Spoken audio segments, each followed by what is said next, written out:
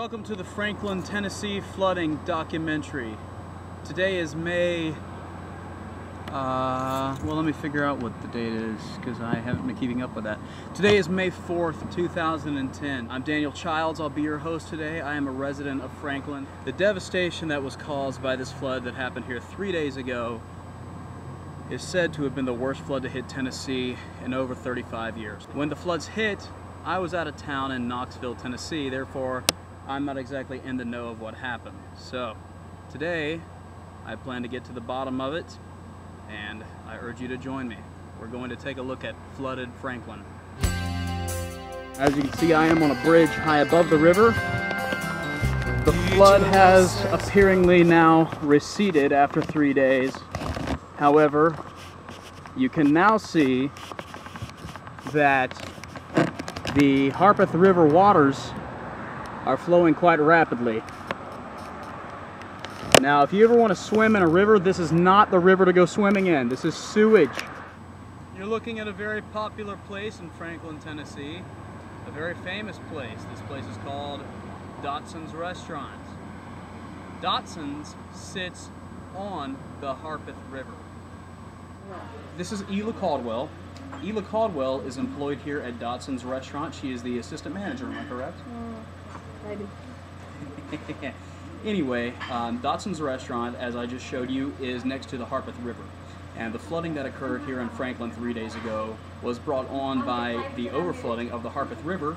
When I came in Sunday morning, about 7 o'clock, the water was up to the step at the back door. Oh, wow. So that's a couple feet of water there. Yes, yes. The parking lot was flooded with water back there. So did you have to close the restaurant early, or? Yes, I closed the restaurant immediately. I have never seen Franklin flooded this bad, and I've lived here since '57.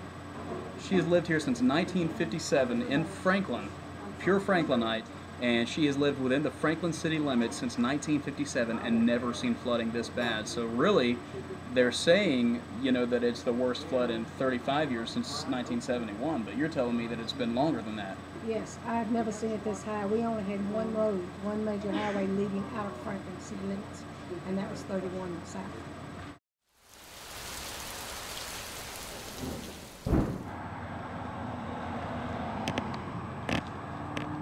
Alright, this car dealership was definitely hit by the flood. So I am standing here with Chris Veal. Chris Veal, and Chris Veal, are you a car salesman? No, I'm the general contractor. Oh, okay, he is the general contractor here at this establishment. What establishment was this? It used to be an old car lot, and it's actually going to be French's Shoe and Boot retail store. The inside was destroyed. Did the flood actually get into the inside of the establishment? The water inside was shoulder level. Oh my gosh, so we're talking 5 feet of water in this establishment just Correct. yesterday?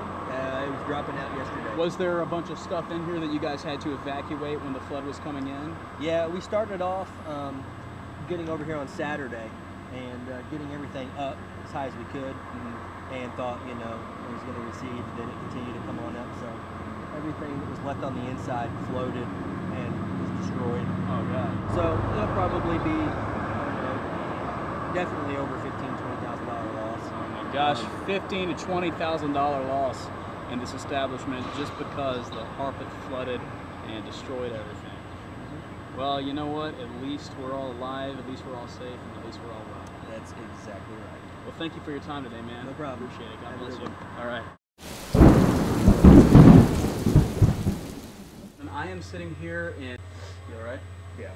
I'm sitting here in Fieldstone Farms with my buddy Scott Giles. Scott has been a friend of mine for about 9 years, and Scott's house has, well, Scott, can you tell me about a couple days ago? Well, it was pretty crazy. I was standing on my front porch actually, just kind of watching the rain.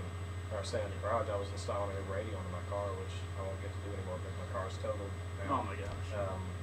But I was just standing in the garage watching it, and within the time span of about an hour, the car, or out in the front of the house, the street, just completely filled up.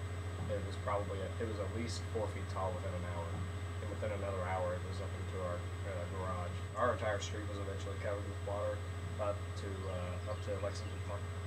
You gotta be kidding me.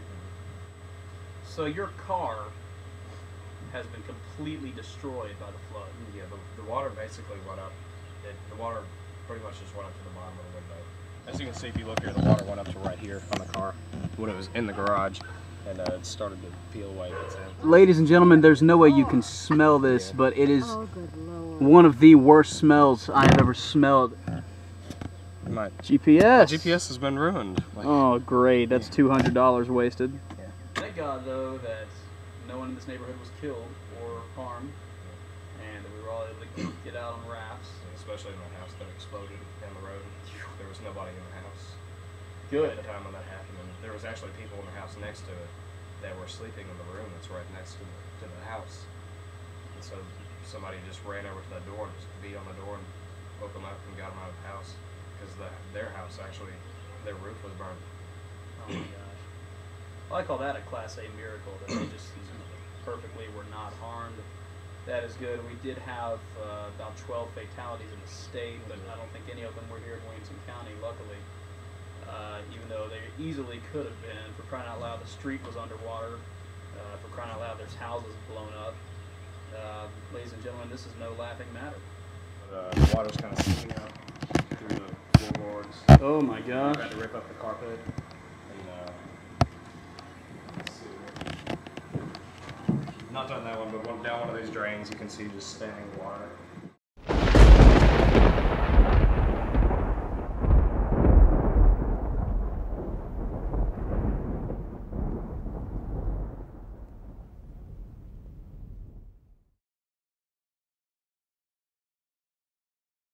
Ladies and gentlemen, 2 hours ago when I started making this documentary, I had no idea just how bad Franklin was affected by the flood. But as you can see, the house behind me has been completely destroyed.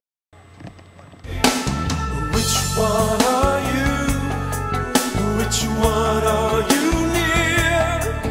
Can you reach across the emptiness? Can you grasp the heart of someone here? Take the time to love somebody. Oh, take the time to show someone you care. Will you have another chance to be an answer to a prayer? Take the time. I want you to take a look at the playground behind me. As you can see, the entire playground has ropes around it.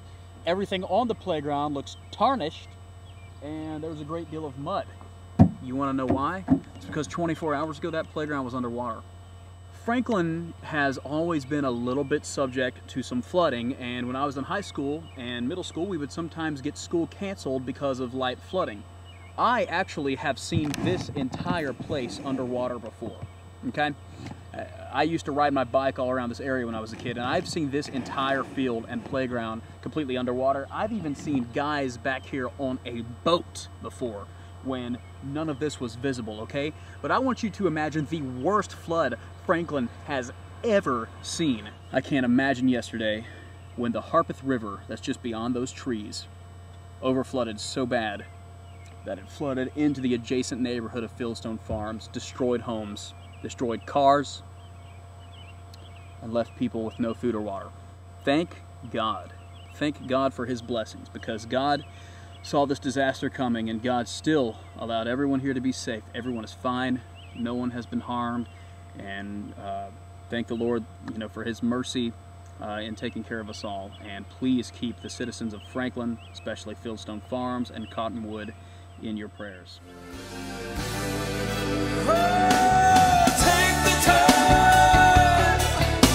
To love somebody, oh, take the time, hey, to show someone.